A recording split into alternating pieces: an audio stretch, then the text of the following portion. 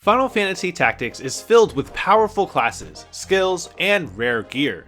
Honestly, if you've already unlocked every skill and hunted down all the rare equipment in the game, you can steamroll nearly every fight.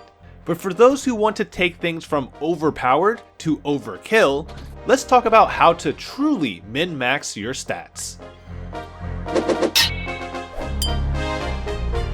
First, let's break down how stat growth works. Every class in Final Fantasy Tactics affects your character's stat gains per level.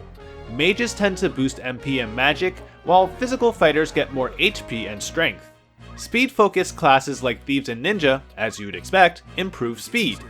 Knowing this, if you want a character to excel in a particular role, you'd only level them up in classes that complement that role. For example, keeping casters as black mages, time mages, or summoners while they level. However, there's one class that stands above the rest in terms of stat growth: the Mime. Mimes have superior or near top growth in every stat except MP. The only outlier that beats it is a unique class that can be only used by Reese. On the flip side, there are classes that you don't want to level in. For males, that's the Bard. For females, it's the Chemist. Both offer the lowest overall stat gains. So how do we exploit this knowledge? By using the deleveling trick found in Zeklaus Desert or Midlight Steep. The idea is simple but tedious. You take a character, then switch them to the worst stat growth class, Bard or Female Chemist, and use the delevel trap to bring them all the way back down to level 1. Because those classes give minimal stat reductions, you'll lose less power overall. To speed up the process, bring Ramza and have him use Tailwind to increase speed.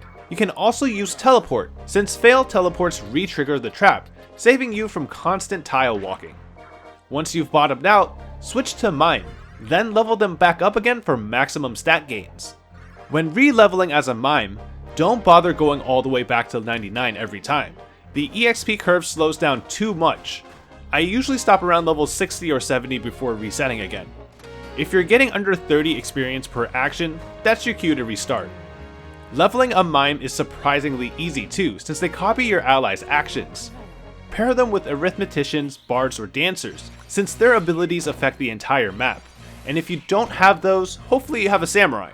You want classes where you don't have to manually select a target, because Mime copies directions and not the specific enemy you want to hit. Now the Dragonkin technically has better overall stat growth, but the Mime levels so much faster, so overall it's probably the more efficient route. Ninja and Thieves also have the best speed growth, but like Dragonkin, is slower to level. So yes, this method is completely unnecessary.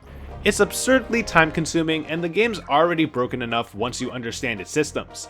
But if you want the ultimate bragging rights and enjoy the grind, this is the peak of stat optimization. It's kind of funny, this whole system feels like this Gaia's transmigration before that even existed.